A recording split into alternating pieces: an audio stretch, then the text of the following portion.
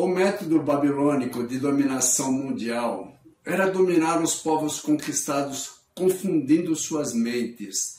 Semelhanças nesse estratagema para os dias de hoje não é mera coincidência.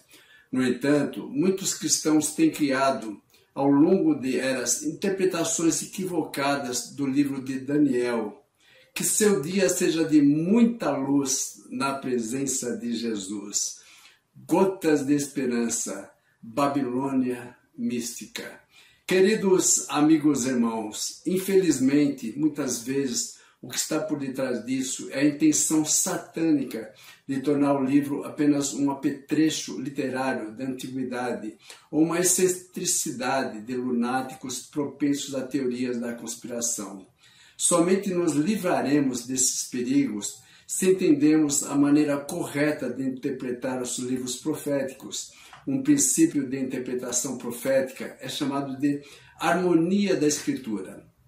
Esse princípio é resumido no seguinte ponto: visto que toda a Escritura é inspirada pelo mesmo Espírito e tudo nela é palavra de Deus, existe uma unidade e harmonia fundamental entre suas diversas partes. Em outras palavras, existe uma harmonia entre os livros proféticos. Um livro não contradiz o outro, e um livro esclarece e amplia a visão do outro.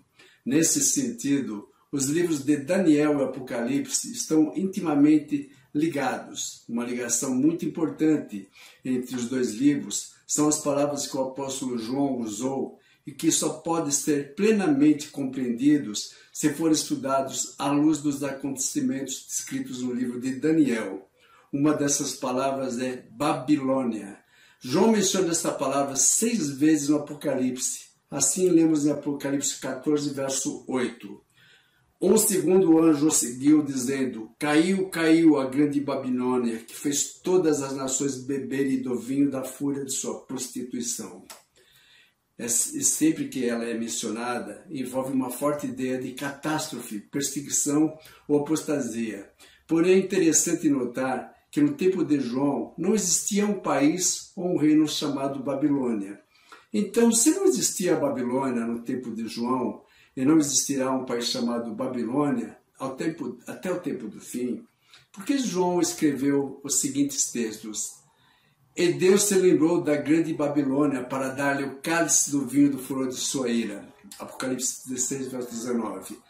Ai, ai de você, grande cidade, Babilônia, cidade poderosa, pois em uma só hora chegou o seu juízo. Apocalipse 18, verso 10. Lembra do que falei sobre a harmonia entre os livros de Daniel e Apocalipse? Pois é, quando João menciona a Babilônia no Apocalipse, ele está falando de um poder que, no tempo do fim, irá maltratar o povo de Deus, irá intentar contra a verdade e a verdadeira adoração. Amados, para deixar bem claro como seria esse poder, ele usa o exemplo da Babilônia. Para compreendermos a Babilônia histórica, precisamos relembrar alguns fatos acerca desse império. Nabucodonosor foi o seu principal monarca e, embora fosse um homem impiedoso, ele possuía inteligência e discernimento suficientes para não adotar uma política de opressão total ao governar os povos conquistados. Outros impérios, quando conquistavam uma cidade, destruíam a maioria dos habitantes, obrigavam os sobreviventes a servirem como escravos e adorarem os deuses do país vitorioso.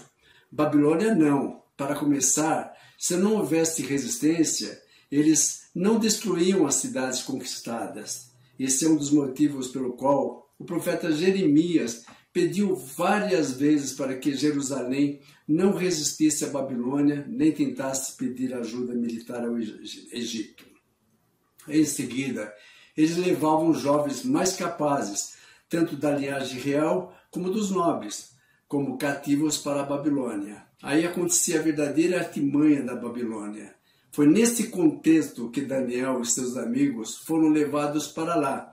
Imagine aqueles 4 jovens indo para a Babilônia como exilados e pensando: quando chegarmos na Babilônia, seremos escravizados, seremos chicoteados, seremos espancados e em seguida seremos mortos. Imagine a surpresa deles ao chegarem na Babilônia e não encontrarem cadeias, chicotes ou escravidão. O que aconteceu com eles estava fora de toda a compreensão de um exilado. Eles foram recebidos com honras e viram diante deles uma mesa com alimentação tirada das finas iguarias da mesa real e do vinho que o próprio Nabucodonosor bebia.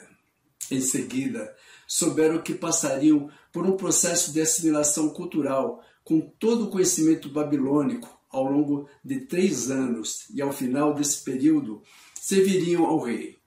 Nesse momento, Daniel e seus amigos perceberam qual era o verdadeiro método de conquista da Babilônia.